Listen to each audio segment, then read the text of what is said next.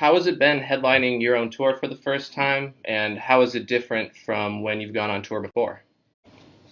Yeah, headlining your own tour is always fun because you get to, plan out that whole hour and a half you have on stage and really let your fans get a full experience of who you are as an artist and as a person. Um, you're not getting rushed off or trying to make your time limit. So it gives me more freedom to create and express who I am. But there's also a lot more pressure. So, if ticket sales don't do well, the pressure's on you. If it goes great, all the praise goes to you. So it is a bit of a tension going out on tour and trying to pick who you have to take out with you and to open up for you and how to create a great night for people that are spending their money to come see you. It's just a little more pressure when you're opening up. You just go out, you do your time, you take your check, and you go home. It's very simple. But I love it, man. It's a new challenge, and it's been very exciting to, take that on and see it go well. And in part one of your tour, you had Spazzy Rockin' and Propaganda come along with you, and in this part, you have newly signed Reach Records artist Gavi and your minor league compadre Words Played along with you on the tour. I'm sure that Reach Record members such as Tripoli, Tadashi, and Lecrae, they've mentored you in one way or another over the years while on the road. What's it like now being in the vet role for Gavi and Words Played, kind of being their mentor and being the person with the experience now on the road? Yeah, it's crazy, man. It's really like full circle. Because I remember a lot of the conversations I've been having with Gavi and Words Played have been the conversations that people were having with me when I went on my first tour. And just like being reminded of where I've come from, since 2010, 2011 when I signed with Reach, and now 2016 headlining my own tour and getting to take other people out and kind of being able to continue that cycle of like finding and developing new artists who are passionate about their art and their their expression and being able to like mentor them or point them in the right direction. So it feels good, man. It's part of growing, it's part of maturing, and I think that should be happening with people that are growing and maturing. That they should be continuing the cycle of investing in other people. When you're performing, what's your favorite song to do? What do you have the most fun with? And then on the other end of the spectrum, when you're making your album Uncomfortable, what song was the most emotional and personal for you to get down and write? Yeah, I think I really like performing You Can't Stop Me. It's just a fan favorite, and you don't really got to do too much work. Because everybody's doing it with you, you know what I mean? So, plus at the end of that song, I have a special surprise on the tour, and that always makes it a lot of fun. So, that record's a lot of fun to perform. And one of the toughest records for me to write on this album, trying to think, it might be the record Ghost, which is really personal for me. It was a record talking about people that come into your life and have a huge impact and a great friendship and relationship with, and then they disappear out of nowhere and are just kind of gone, forever. That was a true and emotional record for me to put out. You got to dig back into past hurts to do that stuff, and that's what makes it tough. Like on Heroes for Sale, it was real tough for me to create Still Bleeding because I had to. I said it in the song. I had to unlock tunes that I vaulted. Like those experiences, emotions that you vault and you put away. You try to bury them so that they don't come back up to hurt you again. So I had to open those things to re-experience them, so I could write them and communicate them. And what are some of the differences and similarities in creating an album and then like creating a set for a tour, like the music, the props, the visuals? Are there any similarities between the two, and then what are the differences? Well, I'm an experiential person, and when I say that, I mean like when I create my art, I'm thinking about the experience that the person is going to have while listening. It isn't like a thing for me where I'm just creating what I want to create. I'm always creating thinking about the consumer because I want to leave an impact, an impression on people I love.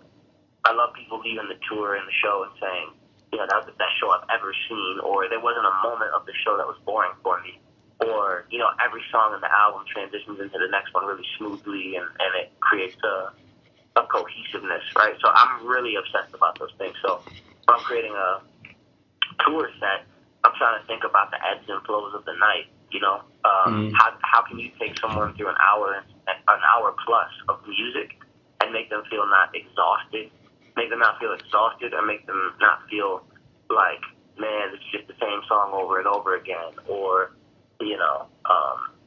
things like that. So I take a lot of time in crafting the show so that it creates a visual experience, an audio experience, and an emotional experience. And so there's even moments built into my show that are theatrical, and there's Propaganda who's out on tour with me, and he's actually narrating throughout the whole night. So my set isn't just, a rapper on stage with 10 guys and microphones screaming for an hour. It's actually like a story being told with a narrator, and the music is helping move the story along. So I put a lot of thought into that stuff because I really enjoy, giving people memorable experiences. And we mentioned earlier Words Played is on tour with you, and he's a part of your minor league collective of artists along with yourself. In Words Played, there's Will Steffens and Francis De La Torre. What's your vision for minor league, and what do you hope your part is in that? Yeah. Well, minor league is kind of on the hush, but it's going to be a place where people create great music and great art, and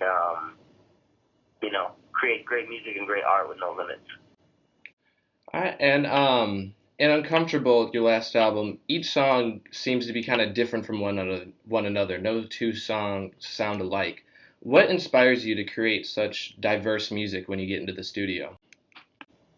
Yeah, man, a sense of individuality is really strong for me. Like really desiring to venture into unexplored places sonically, and to do refreshing and interesting things. That's always exciting for me.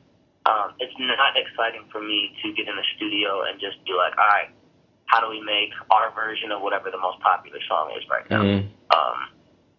And I know that's a lot of people's formula because they want to create music that quote unquote works.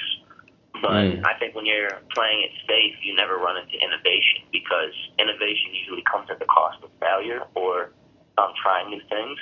And I'm in this because I want to innovate and I want to create something new and inspiring and fresh. And I don't want to just do what works. If I wanted to do what just worked, I would have just taken the best songs that have happened throughout my career and done part two of those things, But I want to push people to think differently and enjoy more than what's out there, kind of challenge status quo.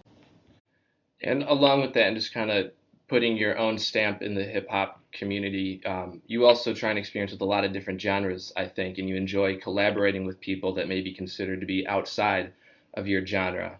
What would be like your dream collaboration, like Living or Dead, solo artist, band, group, whatever? Who would you want to be in the studio with and experience them and their creative process and getting to work with them as well? Man, songwriters are who I'd really love to get in the studio with, who have penned some of like the greatest hits of our time. I'd love to get in the studio with guys who have just consistently created amazing music, like Bruno Mars or Adele. Just those really special artists who just have been able to pen hit after hit and incredible songwriting, and that have incredible songwriting. Those would be big. I wouldn't really want to get in the studio with too many other rappers, to be honest with you. Yeah. I really like pushing the boundaries artistically with people from different genres and mashing things up. So those two, I would say, first that come to mind. Or I'd love to get in the studio and create a record with Rage Against the Machine because that was a huge influence growing up. In a recent interview, you said you were planning on releasing an 8-bit animation cartoon and also a children's book. Hmm. What led you to the decision of branching out as an artist, and should we expect more of these non-music projects to be a part of your repertoire down the road? Yeah, absolutely. That's definitely a part of uh, my creativity is creating other stuff besides music. Um, I can't help it really. Like when I get inspired to do something, I want to go do it. And also the other thing is like once you've done music for a long time, um, you start itching creatively to do other things. So, like Kanye got into fashion. Hmm. He's like, man, I created a bunch of great albums. Now I Hmm. want to try some other things. So Yeah. I think that's a natural progression for an artist. But also this desire to be connected to my childhood.